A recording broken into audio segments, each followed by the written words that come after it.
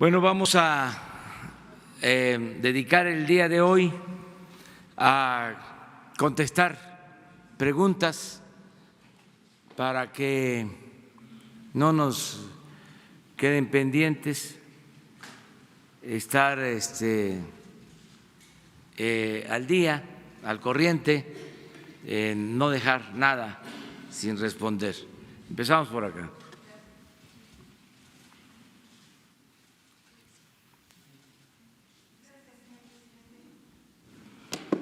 Nancy Rodríguez, de Oro Sólido. Señor presidente, dado la crisis de migración que se está dando, ¿ustedes ya han contemplado o ya se llevó a cabo una especie de requisa en todo lo que es el Instituto Nacional de Migración, aduanas y todos estos organismos de gobierno? Esa sería mi primera pregunta. Sí, estamos limpiando instituciones que quedaron muy echadas a perder. Una de estas instituciones es migración, la otra aduanas, en efecto. En el caso de migración se inició el despido de servidores públicos a los que se les demostró que estaban actuando de manera indebida, y esto ocasionó que se quedara el instituto muy debilitado y se está haciendo todo un proceso para convocar a nuevos servidores públicos. Y lo mismo en el caso de aduanas. Hay todo un proceso de limpia porque habían aduanas tomadas prácticamente por la delincuencia para llevar a cabo actos de corrupción. Entonces, sí se está llevando a cabo esta acción de limpia de instituciones. Y la segunda, presidente, en febrero yo le hice unas preguntas en relación al sector empresarial, que muchos de estos empresarios se habían dedicado a la corrupción y al tráfico de influencias. Incluso le comentaba yo algunos ejemplos, por ejemplo, el presidente de la Concanaco en el sexenio anterior con Peña Nieto, el señor Dávila, terminó su presidencia y se fue como diputado plurinominal. El presidente del Consejo Coordinador Empresarial, que traía una agenda muy anticorrupción, lo callaron también y lo mandaron como presidente de las zonas económicas especiales con un presupuesto de 6,000 millones de pesos. Esto era una forma de pues acallar al sector empresarial. Yo le decía la necesidad de poner un nuevo código de ética o retomar los principios empresariales. En aquel entonces usted me dijo en febrero que ellos tenían su propio código de ética y que estaba ya establecido. ¿Ahorita sigue pensando lo mismo o con las reacciones que ha habido con algunos empresarios habría que revisar este código de ética y estos principios empresariales? Y por último, si me permite, en redes nos están pidiendo mucho porque usted ya llegó al 1,000,000 de suscriptores en YouTube. Da a YouTube un botón de oro, si lo va a recibir o si estaba enterado usted. Gracias. Sí, miren, hay un cambio, yo diría que sustancial, porque la corrupción siempre se llevaba a cabo con la complicidad, era una componenda entre servidores públicos y traficantes de influencia, que en sentido estricto ni siquiera puede llamárseles empresarios. Entonces, eso ya se terminó, ya no hay. Entonces, no existe ya motivo para que se dé ese contubernio, esa corrupción. Ya nadie se atreve a venir a solicitar ni a Palacio, ya no pueden ir a Los Pinos, ni a la Secretaría de Hacienda el que les condonen los impuestos, porque ya saben que eso se terminó, porque era un acto de corrupción y una asociación delictuosa, porque tenía que ver con la empresa favorecida y con quien autorizaba. Y estamos hablando de miles de millones de pesos. Entonces, eso se terminó, ya no hay ese tipo de componendas.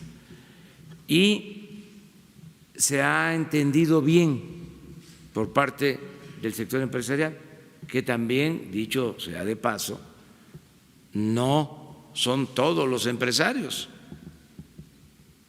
Y repito, se trataba más de traficantes de influencia.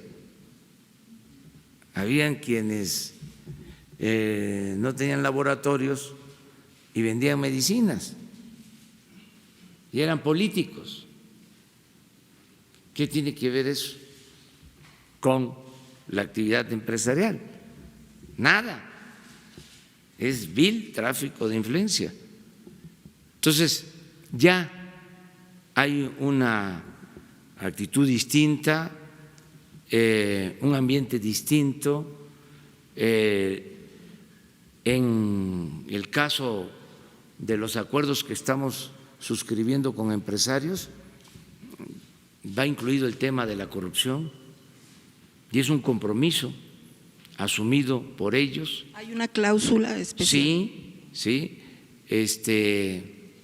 En el convenio que acaba de firmarse, fui testigo, se habla de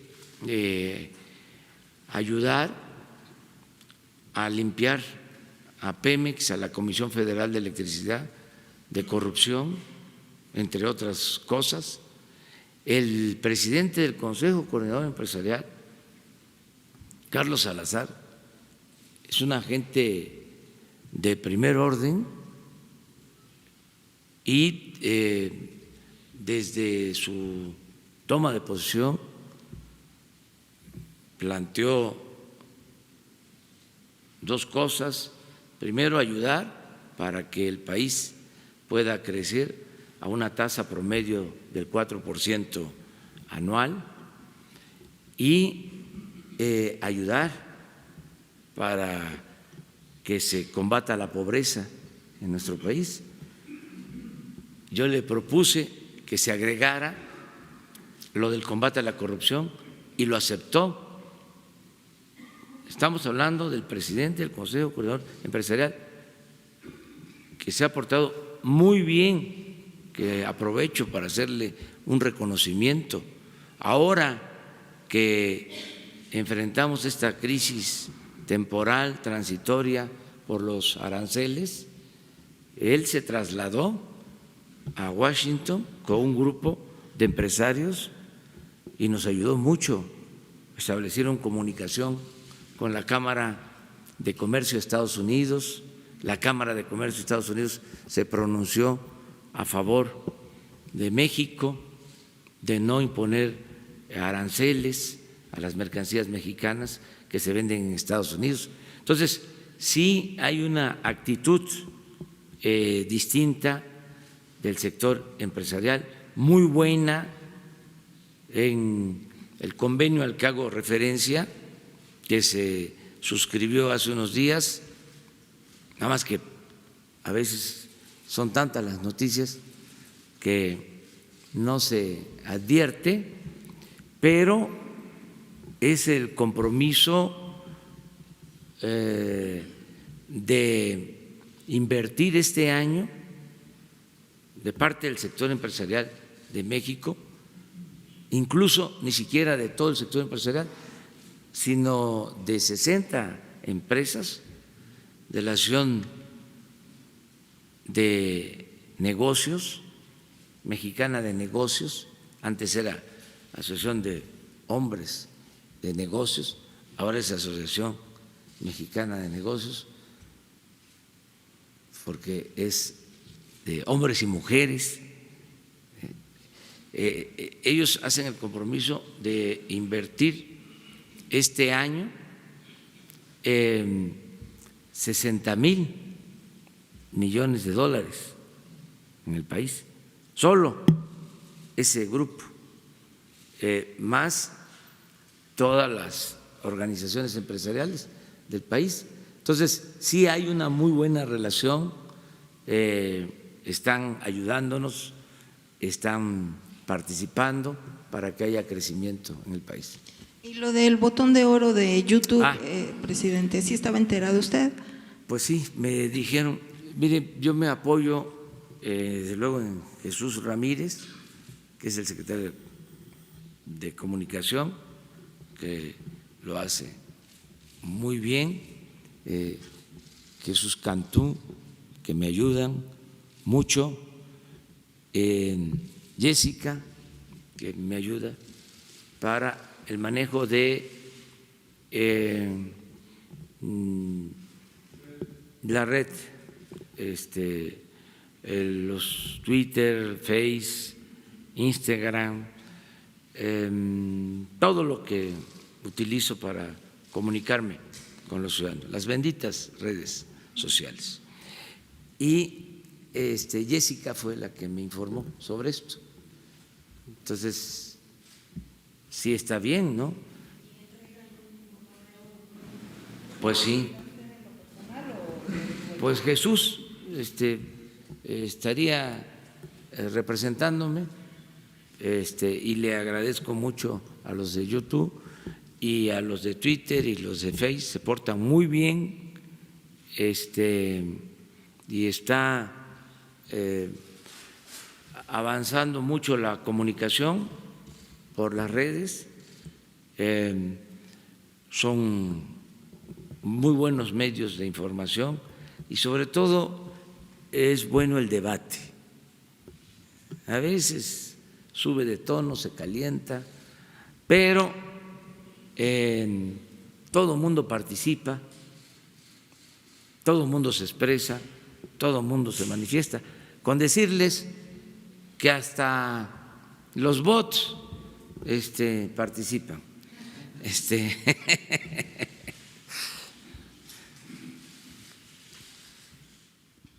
Gracias, señor presidente. Arturo Páramo, Grupo Imagen. Dos preguntas. La primera, publicamos hoy que en el Senado de la República hay una serie de empleados, funcionarios que están ganando hasta más de 150,000 pesos.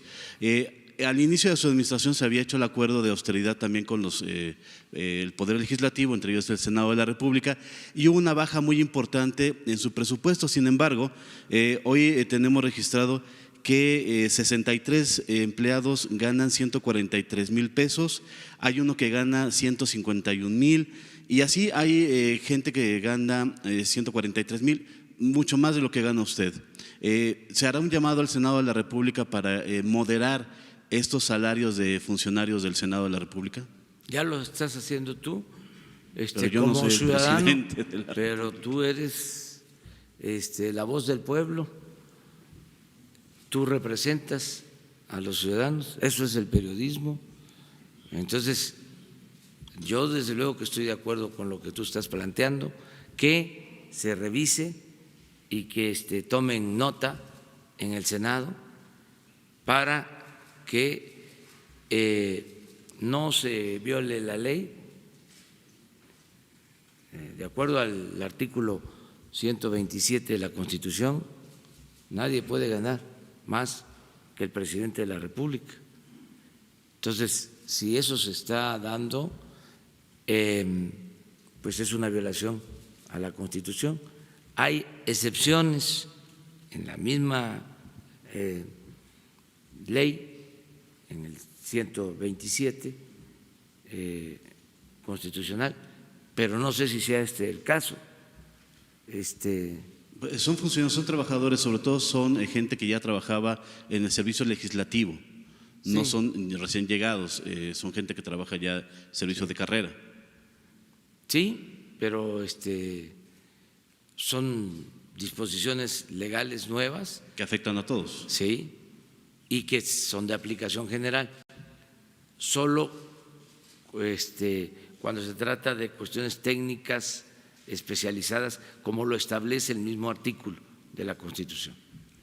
La segunda, señor, ayer se entrevistó aquí también al senador Ricardo Monreal y él hacía una petición de que en caso de que se lleve a cabo una consulta de revocación de mandato, no se hiciera en la misma fecha que de la elección federal, para que su nombre no apareciera en una boleta o en un conjunto de boletas. ¿Usted estaría en acuerdo o desacuerdo con esa postura del senador Monreal?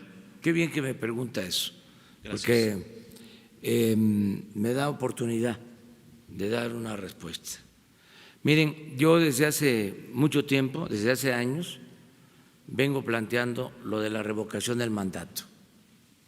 Lo he escrito, está en mis libros, no solo en el último libro, sino en los anteriores, porque pienso que en la democracia el pueblo pone y el pueblo quita, y no debe de soportarse a una mala autoridad.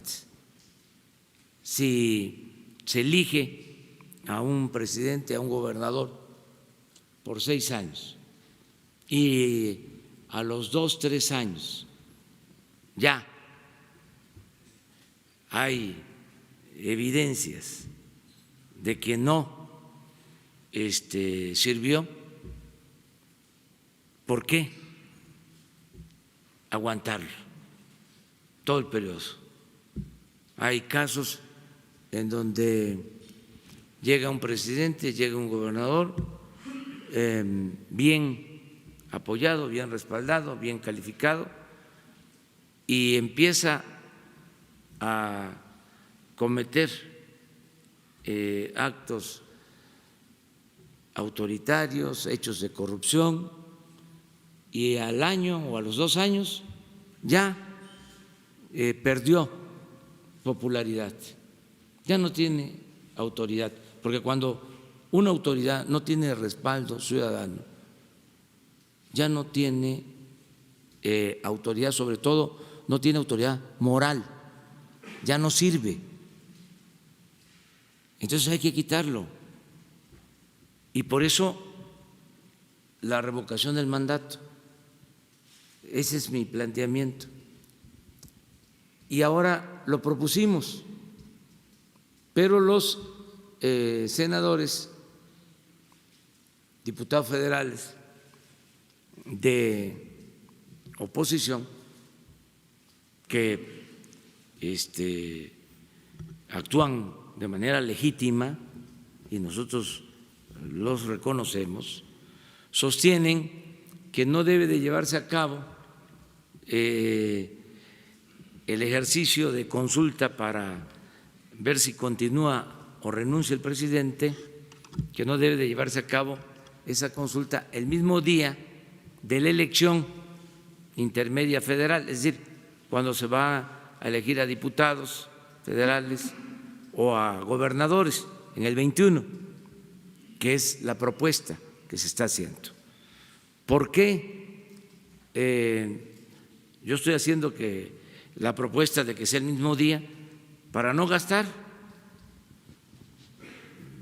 para que se entregue una boleta más y se pregunte, ¿quieres que continúe el presidente o que renuncie? Al mismo tiempo que se van a elegir a diputados federales, a gobernadores, para no hacer un doble gasto. Pero ellos sostienen que esto tiene un propósito político electoral y que va a significar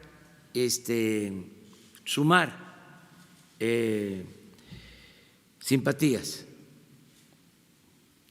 y que va a favorecer a un partido, al partido al que yo pertenezco, pero que tengo licencia, porque yo ya no estoy actuando como militante, dirigente de un partido. Yo tengo la responsabilidad de representar a todos los mexicanos. Entonces, que por eso no aceptan la reforma. Se necesitan 2/3 partes, no es mayoría simple para poder reformar la Constitución. Y se está debatiendo este asunto en este periodo extraordinario. ¿Qué propongo? A ver si se acepta. Primero, que no se gaste más, que el mismo gasto que se contemple para el 21 incluya también lo de la consulta para la revocación del mandato, y que si no se acepta hacerla el mismo día de la elección federal, que sería lo mejor, que es un solo ejercicio, que se adelante sin costo adicional la consulta para la revocación del mandato. Y estuve viendo, y de suerte, porque en la política, figúrense que la suerte cuenta mucho, la fortuna, decía Maquiavel, la política es virtud y fortuna, virtud y suerte. Pues estoy proponiendo el 21 de marzo del 21, el 21 del 21, el 21 de marzo del 21. ¿Y qué creen? Es domingo, cae domingo. Ese sería un buen día. Y hasta adelantamos los tiempos. ¿No caería dentro del proceso electoral, perdón, en las fechas del proceso electoral? No, Que ya se ha no es el echado a mismo andar. día. Pero ya están las, no sé si haya periodo. Bueno, si lo que no se quiere, pues, es nada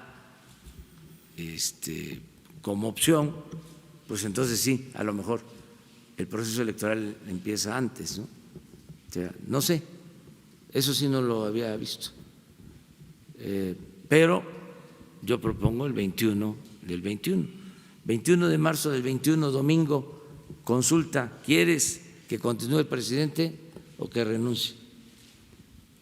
Entonces, esa es la propuesta alternativa, ¿no? A ver si se acepta. Buenos días, presidente. Yo le quiero hacer una pregunta sobre las grandes empresas, especialmente del sector energético, que evaden impuestos. En el Heraldo de México traemos una nota sobre una que se llama Oro Negro, que evadió impuestos en 2014. Le quería preguntar si usted conoce, incluso ya Hacienda ya interpuso una demanda a la Fiscalía sobre este tema. Si conoces de este tema y cuántas empresas están en esta situación de evadir impuestos. Mire, sí conozco en general el tema. Es una empresa que tiene juicios, que tiene demandas en Pemex y con otras empresas. Por eso no quiero dar ninguna opinión, porque son asuntos judiciales. No quiero que lo que diga vaya a perjudicar ni en un sentido ni en otro. O sea, no opino. Lo que sí es un hecho es que muchas empresas no pagaban impuestos. Y hay deudas de grandes empresas que no están al corriente en sus pagos de impuestos. Y aprovecho para exhortarlos a que paguen sus impuestos. Ya cambió el régimen, ya no se van a condonar impuestos, y esto no es este año, no se va a condonar impuesto en todo el sexenio si la gente así lo decide, hablando de la consulta sobre la revocación del mandato. Mientras yo esté, no hay condonación de impuestos. Se me hace muy injusto que pague impuesto la gente más humilde. Cuando compra una mercancía va incluido un impuesto.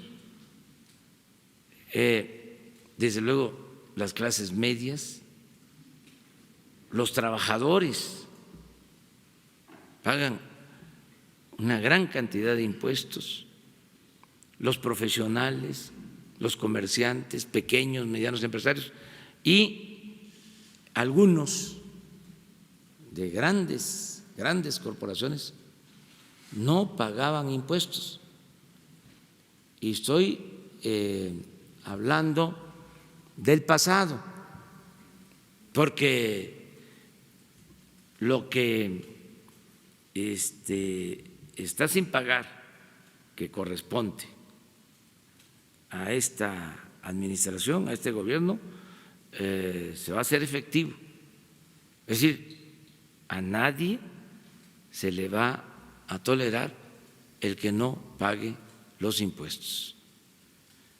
Entonces, es un exhorto, un llamado a que todo el mundo se ponga al corriente, que se comprenda que de los impuestos es que se puede financiar el desarrollo y que ya nadie tiene permiso para robarse el dinero del presupuesto, que se integra con los impuestos, que todos debemos de cumplir con nuestra responsabilidad. Eso es parte del cambio. En otros países el ciudadano es incapaz, el empresario, de incumplir con sus obligaciones fiscales. Entonces, aquí se creó esa mala costumbre en grandes despachos. No vaya a ser que se enojen los abogados, en este caso los fiscalistas, porque todo el mundo está muy sensible, pero grandes despachos dedicados a asesorar para evadir impuestos a las de las grandes empresas, como se fueron creando también un grupo de abogados famosísimos que hasta se anunciaban de que no tenían a nadie en la cárcel, aunque se tratara de los asuntos de mayor corrupción. Se anunciaban diciendo: yo saco a cualquiera de la cárcel. Pues cómo no, si no era delito grave la corrupción, porque algunos de estos mismos abogados famosísimos habían estado de senadores, de diputados, y habían arreglado las leyes a modo. y además tenían muy buenas relaciones con el Poder Judicial, jueces, magistrados, ministros. Entonces, todo eso ya se terminó. Entonces, es una injusticia que no se paguen los impuestos. ¿Se acuerdan ustedes que cuando llegamos se habló mucho del huachicol, pero había un caso de unos accionistas que habían vendido la empresa Corona y ya tenían un juicio y ya había una resolución de 2 ministros a favor de que el Estado, el gobierno, les devolviera los impuestos que habían pagado porque vendieron acciones de esta empresa. Pero estamos hablando de miles de millones de pesos. Afortunadamente, otros ministros, ante el planteamiento que les hicimos, revocaron, cambiaron esa resolución. Pero estamos hablando, no sé, como de 20, 30 mil millones de pesos. Un golpe, un solo acto de corrupción. Entonces, eso ya se termina. Presidente, la segunda pregunta, ¿ya decidió junto con su familia vivir en Palacio Nacional? ¿Se va a hacer alguna remodelación en el edificio histórico? Gracias. Sí, vamos a vivir aquí, como lo planteé, una vez que termine el ciclo escolar, que termine Jesús la primaria, porque donde vivimos ahora está cerca de la escuela, donde él va, y ya nos vamos a mudar a Palacio. Es un departamento que se construyó durante el gobierno de Felipe Calderón y se mantuvo con el presidente Peña, y ya estamos preparándolo para cambiarnos a ese departamento. No,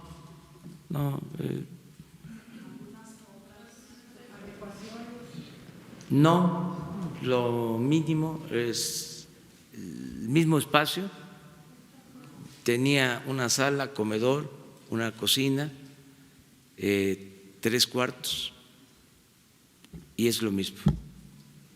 Desde luego, sí, una limpieza general y pintura, sí. Cuando se venga, ¿Mande? cuando se venga va a reforzar su seguridad. No, es lo mismo de siempre, igual. Presidente, Misael Zavala, del Universal. Hoy en el Universal tenemos una nota sobre el expresidente Enrique Peña Nieto, quien es investigado por autoridades de Estados Unidos por supuestos sobornos para autorizar la compra de la planta de fertilizantes, la que usted ha mencionado en varias ocasiones. La investigación es del Departamento de Justicia de Estados Unidos y otras autoridades estadounidenses, supuestamente porque el expresidente fue quien dio el aval para comprar esta planta a el exdirector de Pemex, Emilio Lozoya. ¿Ya tienen información al respecto y si nos puede decir qué opina sobre este tema? No tengo información, no he visto la nota, pero la voy a revisar el día de hoy. ¿Las autoridades de Estados Unidos no han notificado esta investigación? No, lo que existe es la denuncia que se presentó ante la Fiscalía General y las órdenes de aprehensión que dictó la Fiscalía para quienes están involucrados en este asunto. Lo puedo recordar para que los que nos estén viendo sepan de qué se trata. Se decidió comprar una planta de fertilizante. Son de esas píldoras que sirven para entender lo que se llama neoliberalismo. Primero se suponía que había que privatizar, trasladar los bienes públicos a particulares, que en eso consistía la política neoliberal. Y eso lo llevaron a la práctica. Y se trasladaron bienes del pueblo y de la nación a particulares. Pero en todo esto, pues lo que inspira es el afán de lucro. No es realmente ninguna teoría, es pues una argucia el decir que había que darle los bienes públicos a los particulares, porque de esa manera iban a rendir más para el desarrollo, que la privatización era como la panacea, cuando en realidad lo que se quería esconder era una política de saqueo, de pillaje, como lo hicieron en muchas cosas. Lo que pasa que tenía tanto la nación que no alcanzaron a llevárselo todo. Por eso podemos decir que vamos a sacar adelante al país con lo que nos dejaron. Pero realmente le pegaron duro. Ni en el porfiriato, nunca. Bueno, ni en los 3 siglos de dominación colonial se había registrado un saqueo tan grande como el que se llevó a cabo en estos últimos 36 años del llamado periodo neoliberal. Y fue pues toda una operación de Estado. Vean cómo dejaron la Constitución. Ahora, los cambios que se están dando van en otro sentido, porque ajustaron el marco legal. Acabo de hablar de que reformaron el Código Penal para que la corrupción no se considerara delito grave. Adecuaron todo el marco legal para el saqueo. Bueno, pero como en el fondo lo que prevalece es el afán de lucro, fue lo que dominó durante todo este periodo. Como sostenían una cosa, pues también podían hacer lo contrario. Esta planta la privatizan primero y luego la compran, se estatiza, porque estaba de por medio el negocio.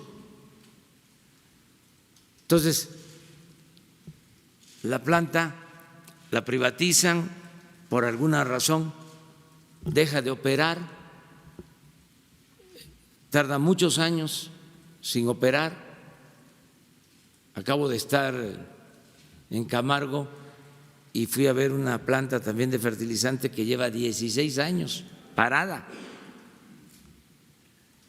Entonces, pasa lo mismo con esta planta de Pajaritos en Coatzacoalcos y ya estaba pues en ruinas. Entonces, en el marco, para que no se nos olvide, del llamado Pacto por México, ¿se acuerdan de eso, verdad? ¿O ya se olvidó? Que se firmó un convenio, un acuerdo, se decide comprar la planta, que repito, estaba en desuso, y se pagan cerca de $400 millones.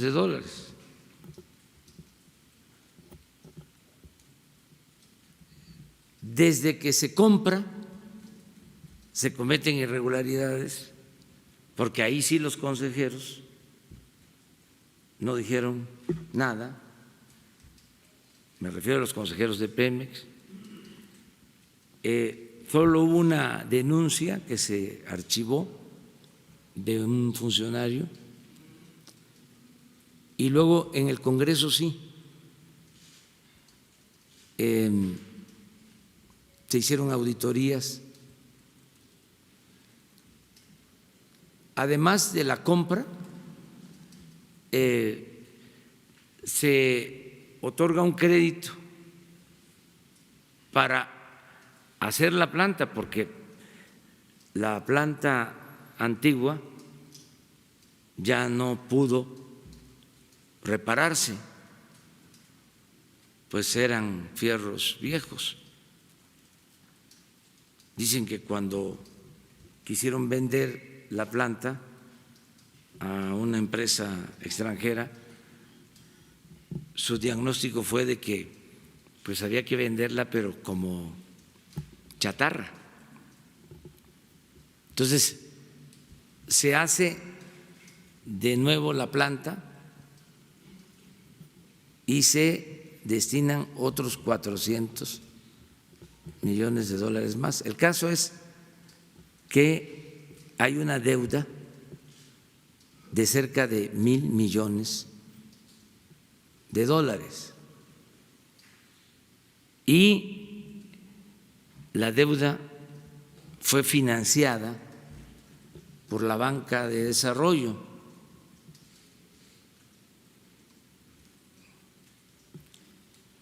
Un poco lo que se hizo también con la planta que se construyó en el anterior sexenio, no en el pasado, de Odebrecht, ahí en la misma región, para hacer polietilenos. Esa planta también fue financiada por la banca de desarrollo, o sea, con dinero del presupuesto. Entonces, de ese tamaño eran los negocios que se hacían a costa del presupuesto público. Entonces, está abierta la investigación. Yo no conozco esta información del gobierno de Estados Unidos, no tengo elementos para opinar sobre este asunto. Presidente, en caso de que se requiera información por parte del gobierno de Estados Unidos sobre Enrique Peña Nieto, ¿le dará el mismo trato que se le ha dado a Emilio Lozoya con la apertura de información?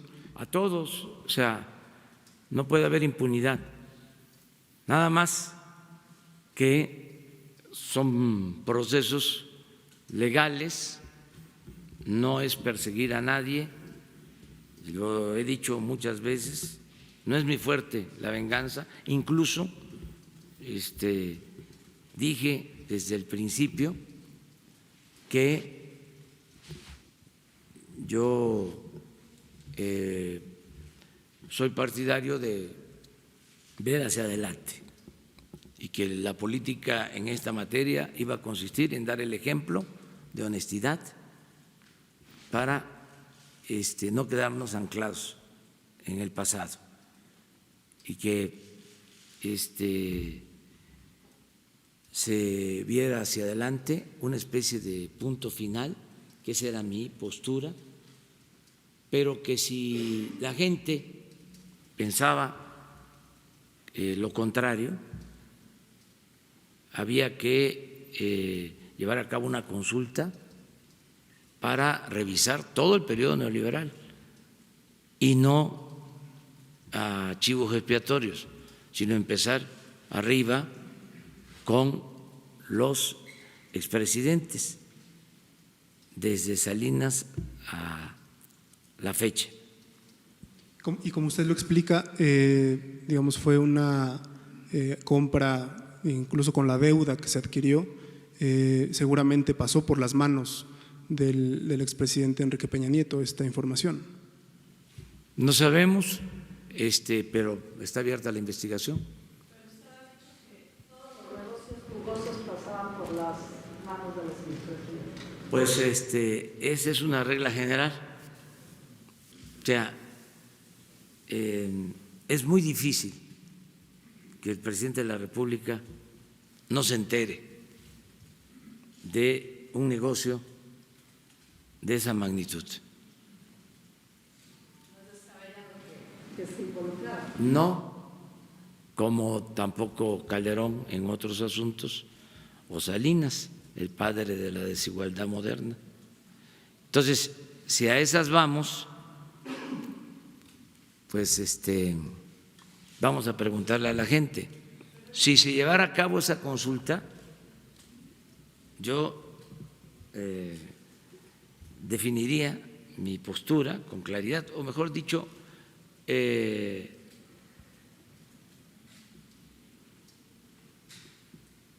volvería a decir lo mismo, ratificaría lo mismo, de que soy partidario de que se vea hacia adelante y que no nos metamos en eso. Pero en este caso, presidente, ya hay una investigación abierta. ¿Saben por qué se hizo esa investigación? Porque no se podía tener esos elementos, esas pruebas y quedarnos callados. Nos íbamos a convertir, ¿sí?, en encubridores. Además, ahora tenemos que ver qué hacemos con esa planta y no se podía hacer nada si primero no se presentaba la denuncia, porque si nosotros decidíamos echarla a andar, porque hay que operarla, hay que producir la urea, pero para eso hay que tener gas, del gas se saca el amoníaco y del amoníaco la urea. Entonces, estamos pensando qué es lo que más conviene, lo dije hace 2 o 3 días, echarla a andar para producir nosotros los fertilizantes, que ayudaría al campo, porque miren lo que dejó la política neoliberal. Ofrezco disculpas a los adversarios, a los que piensan de manera distinta, que no les gusta que yo recuerde estas cosas. Pero antes de la aplicación de esa política neoliberal, éramos autosuficientes en fertilizantes y ahora tenemos que comprar todos los fertilizantes en el extranjero. Entonces, si no tenemos los fertilizantes, tampoco podemos aspirar a la autosuficiencia alimentaria.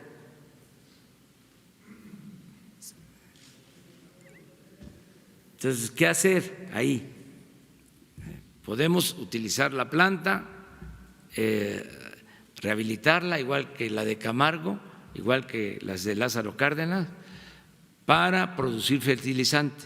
Se consumen 4 millones de toneladas de fertilizante. Si integramos estas plantas y las rehabilitamos, podemos estar produciendo 2 millones, la mitad de lo que consumimos. Esa es una opción, pero tenemos que cuidar bien para no echarle dinero bueno al malo,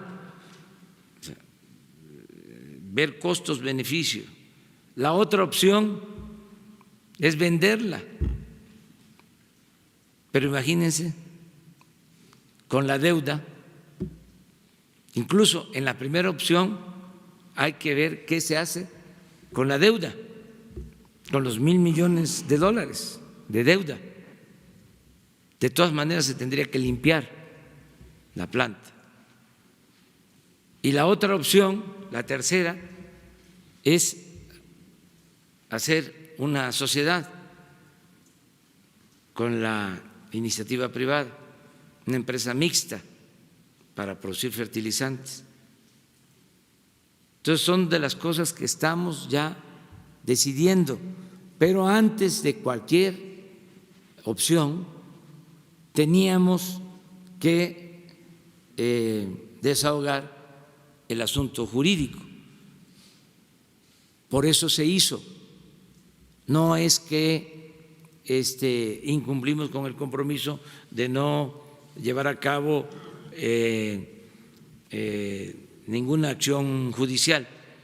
Es que esto ya estaba en proceso, son denuncias que ya se habían presentado y si nosotros nos quedábamos callados, pues íbamos a ser cómplices, encubridores, y eso no. Por eso en este caso ya empezó la investigación. Si sale el nombre del expresidente Peña, tiene que… Lo que salga, lo que salga.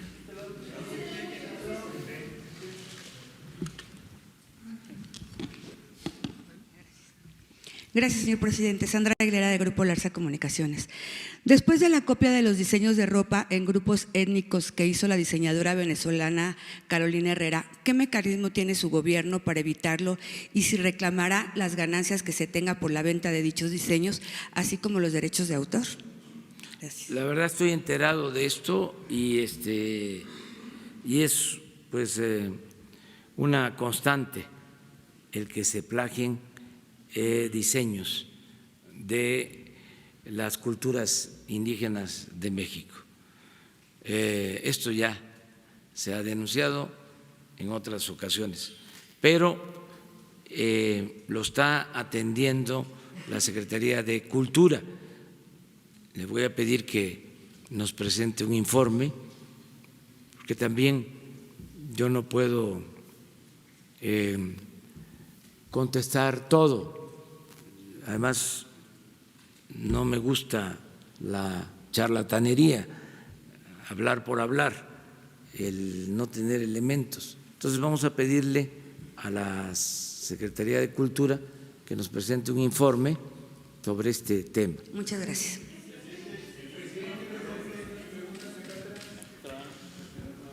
Bueno. Señor presidente, Jaime Hernández, de Bajo Palabra. En varios estados del país, los ciudadanos que tienen créditos en el ISSSTE han solicitado que se cancelen los cobros de intereses sobre intereses, el anatocismo. Se presume que hay más de 1 millón de personas que sufren por esta situación abusiva donde se les triplican las deudas. Han protestado en Guerrero, Hidalgo, Coahuila, solicitando la cancelación del anatocismo de los créditos del ISSSTE.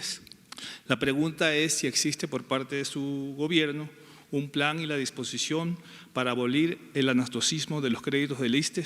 Y de ser así, ¿cuál sería la propuesta?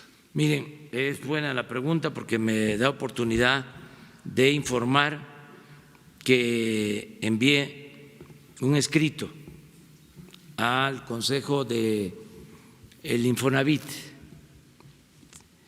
para que se consideren 3 propuestas. Esto es FOBISTE, lo que me estás planteando, pero si se aplica en el caso del Infonavit, tendría también aplicación para el FOBISTE. 3 cosas. Una ya se venía llevando a cabo, que consiste en reestructurar los créditos, porque se paga y no se termina de pagar. Entonces, vamos a profundizar más en las reestructuras de los créditos del Infonavit para favorecer a los trabajadores. Lo segundo es que van a haber quitas. Se está definiendo ya un porcentaje. Si ya el trabajador pagó una cantidad importante de su crédito, se le va a entregar su escritura. Son quitas en los créditos. Y lo tercero es que por ningún motivo se va a desalojar de sus departamentos y viviendas a los trabajadores que tengan créditos con el Infonavit. Esto mismo aplica para, repito, el ISSSTE y en particular el FOBISTE. Hoy les voy a dar a conocer la carta, el escrito, a través de Jesús, para que si se aprueba en el Consejo del Infonavit, se presente el plan para los que tienen estos créditos.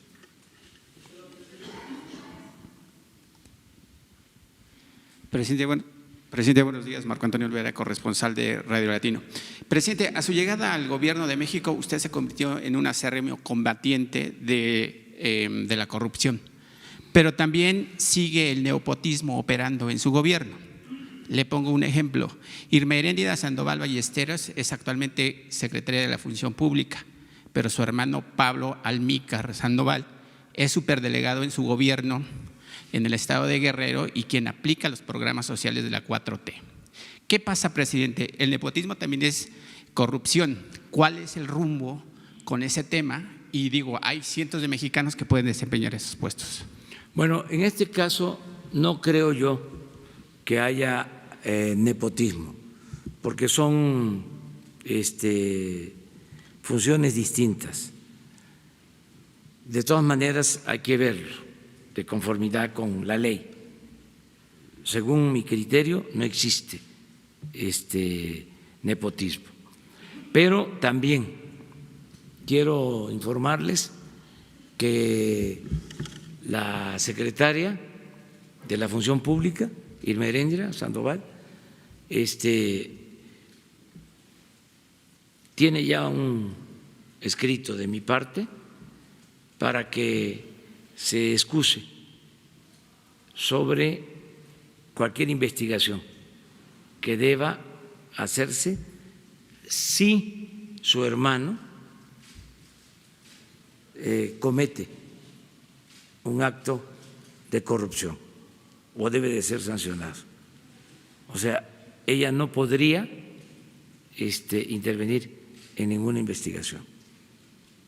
Esa es la respuesta. De todas maneras, sería bueno saber si 2 hermanos en áreas distintas del gobierno pueden trabajar o no. Sería bueno saber y no no lo afirmo porque no lo tengo claro si en este caso está prohibido o no está permitido, pero mañana lo vamos a saber aquí. Y un tema sobre historia, presidente de México. En el Panteón Civil de Cuautla, Morelos, donde por primera vez fue sepultado el cuerpo del general Zapata en 1919, está abandonado, pese a que es un panteón del siglo XVI al XVIII, y además diseñado por el artista Manuel Tolsá. ¿Qué hará su gobierno para restaurar este sitio arquitectónico? Pues es un lugar importante para la historia de México, y sin la historia, pues México no existiría.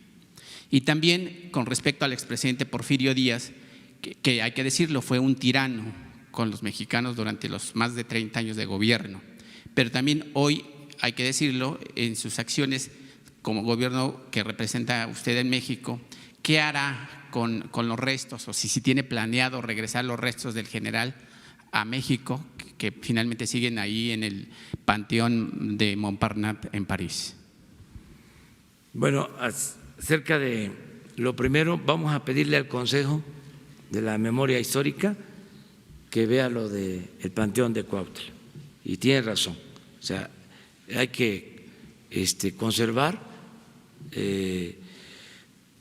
todos estos centros que son patrimonio histórico del país, todos estos edificios, en este caso estos panteones. Vamos a ver lo del panteón donde está enterrado, donde se sepultó a Emiliano Zapata, Cuautla. Además, ahí están sepultados otros dirigentes importantísimos. Ahí se dio el llamado sitio de Cuautla, ahí la gente defendió a Morelos contra los realistas. Ese es un hecho histórico importantísimo. Hay hasta un verso, si mal no recuerdo, que dice de ese entonces, de ese sitio, dice: por un soldado doy un real, por un oficial un tostón, por mi general Morelos doy todo mi corazón. Algo así, palabras más, palabras menos, parafraseando, pero es muy bonito por lo del sitio de Cuautla. Lo otro, mire, por lo general no me gusta meterme con los muertos, son temas muy polémicos, pero no tendría yo, la verdad, ningún inconveniente si se planteara traer los restos de Porfirio Díaz, siempre y cuando lo solicitaran familiares, hubiese un acuerdo en general. Sí me gustaría que de hacer esto se pudiesen traer restos de revolucionarios que lo enfrentaron a él. Por ejemplo, me tocó hacer una investigación sobre un revolucionario, Catarino Garza, que para mí es de los revolucionarios más importantes del norte. Era un revolucionario olvidado, de esos héroes anónimos. Llamó al pueblo de México a combatir a Porfirio Díaz, a derrocar a Porfirio Díaz, 18 años antes que el llamamiento de Francisco I. Madero. Y organizó una guerrilla y fue perseguido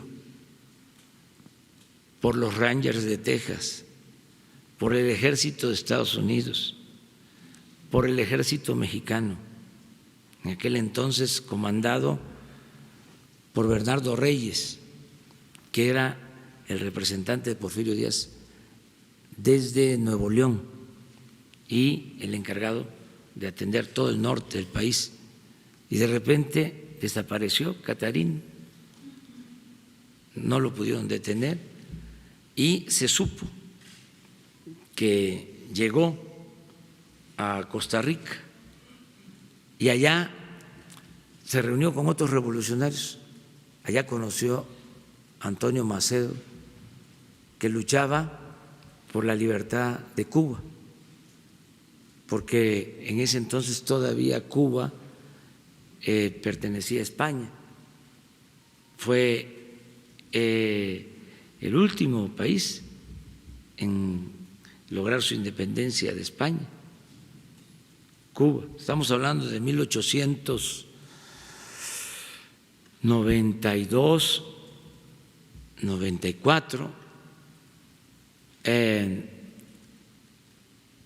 A Catarino, estando en Costa Rica, lo invitan a luchar los colombianos para que no se separara Panamá de Colombia, porque ya estaba el proyecto del canal y había un movimiento opositor, había un general, Uribe, que es el personaje que utiliza García Márquez para su novela 100 años de soledad. Aureliano existió, era un general colombiano, lo conoció Catarino y tenía dos invitaciones: ir a luchar a Cuba con Macedo o con Uribe y con otros caudillos liberales a Colombia. En ese entonces también está luchando por la independencia de Cuba José Martí, y Catarino estaba ya en Costa Rica, donde se les daba protección a todos estos revolucionarios, y el propósito era ayudar en Colombia o ayudar en Cuba a la libertad de esos pueblos, para que al triunfar ellos le ayudaran a él a enfrentar a Porfirio Díaz. Escribió desde allá, desde Costa Rica, un libro que se llama El zar de Rusia, en contra de Porfirio Díaz. Entonces decide irse a Colombia y en un puerto que se llama Bocas del Toro, en un desembarco, él a cargo de un grupo guerrillero es asesinado y es enterrado en una fosa común, y ahí están sus restos. Entonces, si se traen los restos del general Porfirio Díaz, que yo no lo vería mal, ¿sí? Sería cosa también de traer los restos de Catarino Garza y de otros, y que sea parte pues de la reconciliación de los nuevos tiempos. Por eso es muy buena tu pregunta, y que cada quien, ¿sí?, tenga su juicio y aplique su criterio sobre los personajes de nuestra historia.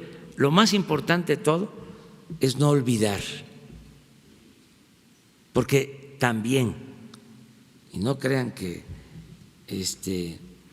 traigo fijación con eso, pero se apostó en el periodo neoliberal a que nos olvidáramos de nuestra historia. Que eso no importaba, que lo que importante era la técnica, la ciencia.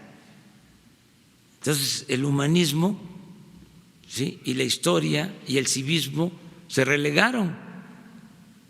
Y desde mi punto de vista, ese es el tronco común del conocimiento. Se puede ser un científico, pero con bases humanistas, porque si no se pueden estar inventando armas para la destrucción de la humanidad en aras de la técnica, de la ciencia. ¿Y dónde queda lo humano? Pero bueno, ese es otro tipo de cosas. Entonces, sí, no debemos de confrontarnos por eso, que cada quien tenga su manera de pensar, sus héroes, sus creencias, sus convicciones. Dos más. Pues ya nos pasamos ahora sí. Presidente, buen día. Roberto Cruz, de Impacto Diario, Revista y TV. Ayer el secretario Ebrard tocó el tema y todo parece indicar que ahora las caravanas de migrantes serán rodantes o motorizadas. Hablaba de lo que ocurrió el fin de semana, 3 tráileres con cerca de 800 migrantes, que 800 migrantes pues era el número que consistía una caravana que cruzaba a pie. Se dijo ayer también de otro tráiler con otros 50 migrantes. Esto quiere decir que va a aumentar el tráfico de ilegales. Ayer mismo el periódico El País hablaba de mano dura, porque decía que a los 800 migrantes de los tractocamiones los habían detenido. ¿Sabe usted a dónde fueron remitidos, qué se hizo con estos 800 migrantes? Pero además se tiene ya una especie de fortaleza en la frontera sur y no en la frontera norte, porque muchos de estos migrantes van a ir a dar no nada más a Tijuana o a Ciudad Juárez, ya Monterrey está en alerta. Otro municipio a los que han ido a parar también es Reynosa, en Tamaulipas. La pregunta es esa, si se tiene ya un plan también preparado para la frontera norte y qué se ha hecho con estos migrantes que se detuvo. Sabíamos que en las administraciones anteriores detenían un tráiler con migrantes, pero ya se les habían pasado 10 más. Es decir, no se detiene todo el tráfico que cruza por medio de tráileres. Ese es un tema y ahorita le hago otra pregunta, ¿no? Bueno, miren, vamos a que se cumplan con los acuerdos que se hicieron en Estados Unidos, porque no queremos que se apliquen aranceles. Y no es que no tengamos nosotros cómo responder. Nosotros podríamos hacer lo mismo, pero consideramos que no nos conviene la confrontación, no conviene la guerra comercial. Estamos por el libre comercio y no conviene a México y ni conviene a Estados Unidos.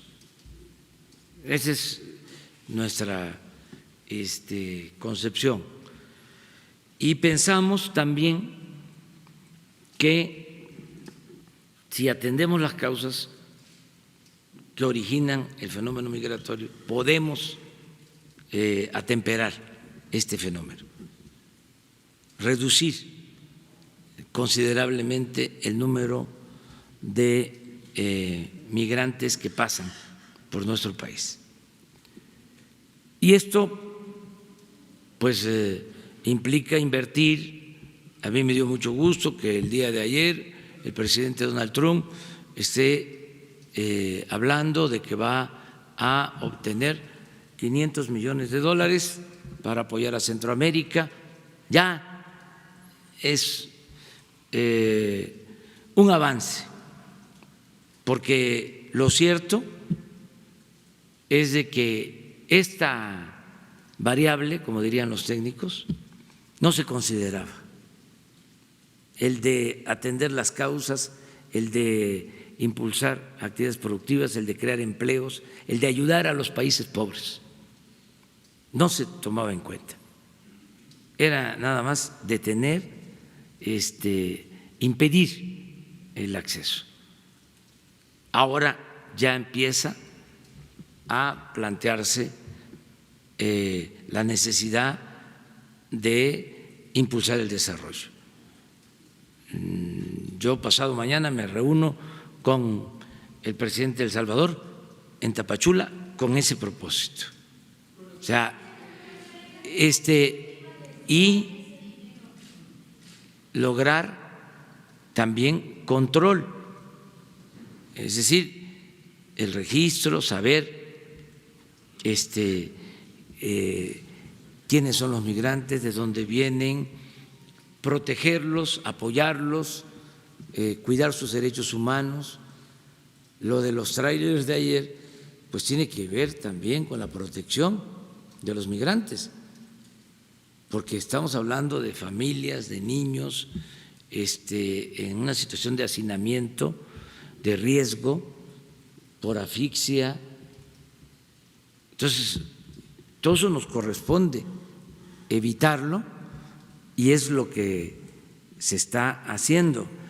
Y combatiendo la ilegalidad, el negocio que se hace con el tráfico de personas.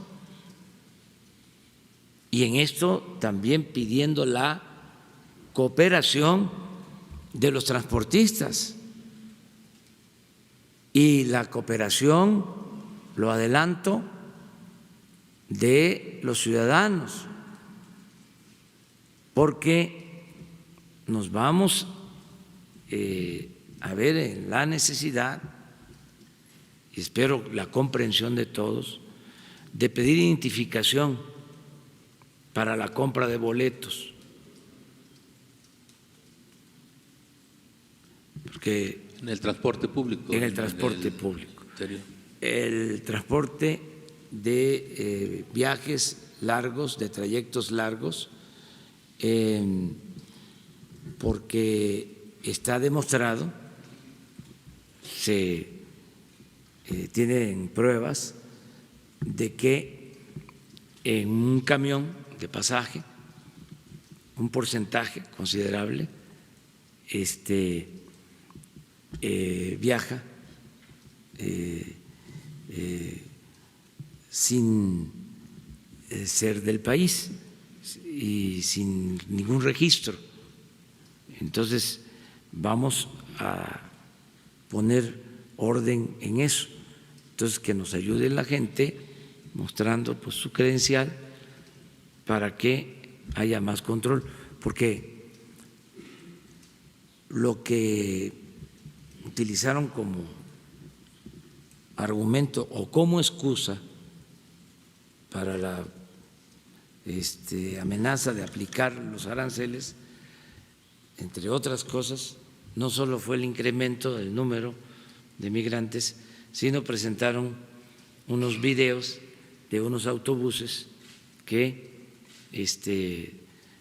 pasaron pues por todo el país, desde Tuxtla hasta la frontera, con migrantes. Entonces, todo esto tenemos que buscar la manera de resolverlo. ¿Tienen vigilada la famosa bestia, el ferrocarril? Sí, ¿sí? Todo se está viendo. Yo les propondría que nos informaran los de la comisión, creo que lo van a hacer el viernes, para ver el avance que se tiene en cuanto a esto. Presidente, la segunda pregunta es: a poco más de 6 meses de su gobierno y casi un año de su victoria electoral, el 1 de julio, 2 sectores de la sociedad parecen decepcionados: la cultura y la ciencia.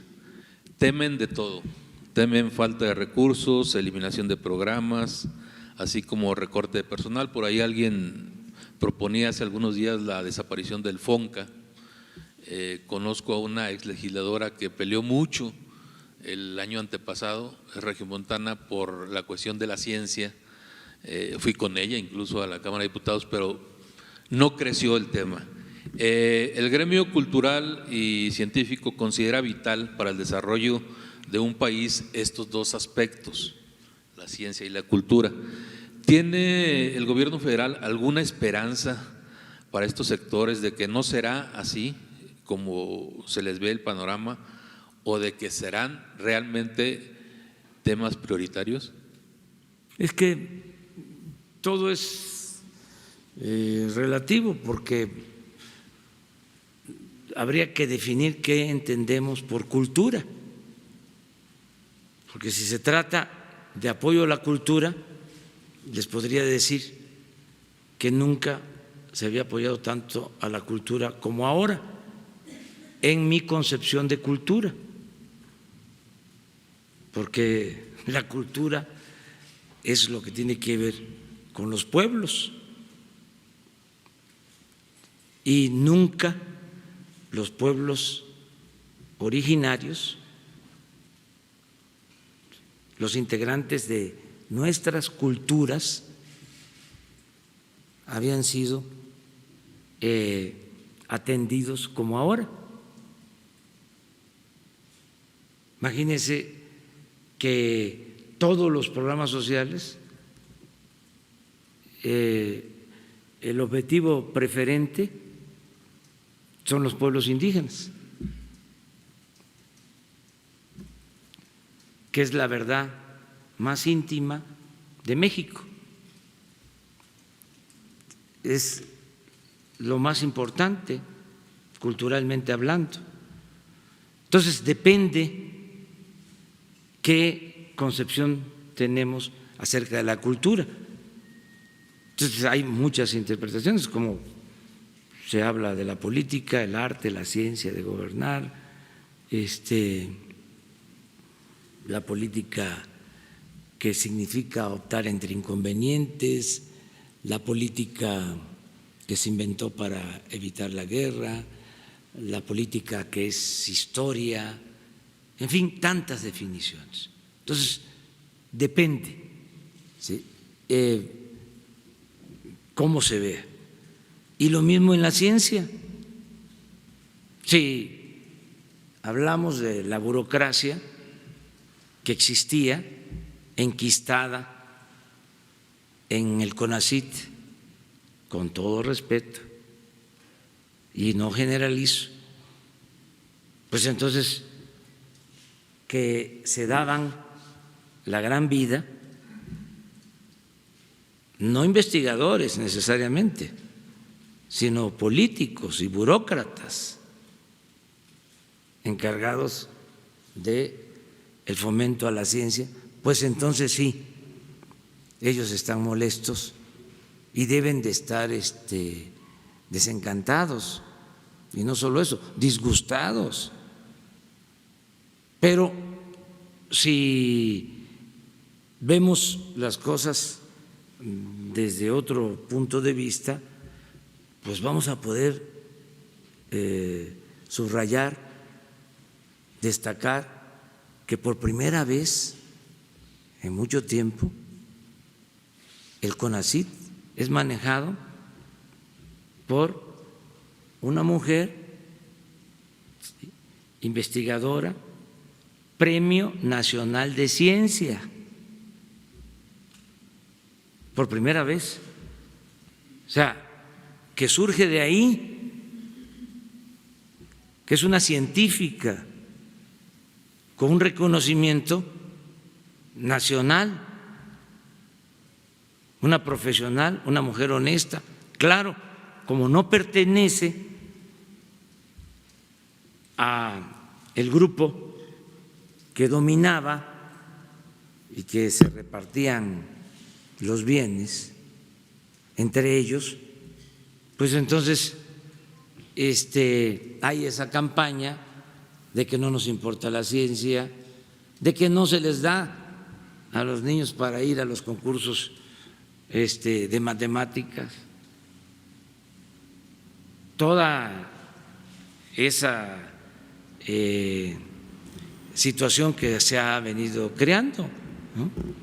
Pero bueno, depende de cómo se vean las cosas. Yo estoy muy satisfecho con lo que está haciendo el CONACYT y con lo que se está haciendo en la ciencia, pero además podríamos hablar más de esto y le voy a invitar a María Elena que venga y que les informe para que de una vez también se ponga al descubierto todas las fechorías que hacían los que estaban a cargo de el fomento a las ciencias, las innovaciones, la tecnología. O sea, porque si no, no nos vamos a entender. Y hay veces que se repiten tanto las mentiras que llegan a confundir, o como decía Goebbels, una mentira que se repite muchas veces puede convertirse en verdad. Entonces hay unos que sí se aturden porque están fuertes a veces las campañas. Entonces lo mejor es aclarar todo esto. Me gustaría que escucharan el plan de ciencia, de tecnología del CONACYT. En el medio cultural se habla mucho de creadores, de escritores, de artistas. ¿Considera que esto que pasa en el CONACYT ha ocurrido también en organismos que apoyan a escritores, por ejemplo? No sé, pero no se ha afectado. Se redujo el gasto superfluo en los altos mandos, que por lo general no son, en el caso de la ciencia, investigadores, repito, son políticos, burócratas, claro, de cuello blanco, de la burocracia dorada, pero con mucha influencia, o sea, famosos, y sí, hacen ruido, sí, pero hay que actuar con la verdad y también que es muy interesante polemizar, debatir sobre estos temas. Por ejemplo, esto ya lleva a que venga María Elena, ¿sí?, y que explique, ¿sí?, aquí su plan y que dé a conocer si hubo reducción, en dónde hubo reducción, a quién se les quitó las becas, ¿sí?, cómo se está apoyando a la ciencia, ¿sí?, por qué no se está apoyando a la ciencia, como se dice. O sea, que explique bien de que existía un grupo, ya no puedo hablar como antes, me tengo que autolimitar, pero que dominaba ahí, ¿sí?, y hacían lo que querían, de eso no tengo duda, o sea, no tengo duda, pero bueno, vale más que ella nos exponga sobre este asunto. Ya me voy a ir, ya me voy, ya nos vemos mañana. Voy a ir hoy a Aguascalientes, les invito.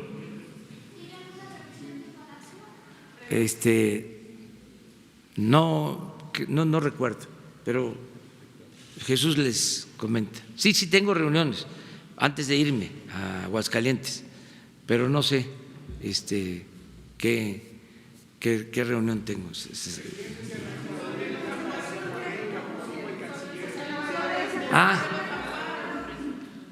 Pues sí, si quieren mañana lo vemos, nos da tiempo, ¿sí? Mañana te contesto. ¿Sí? Muchas gracias.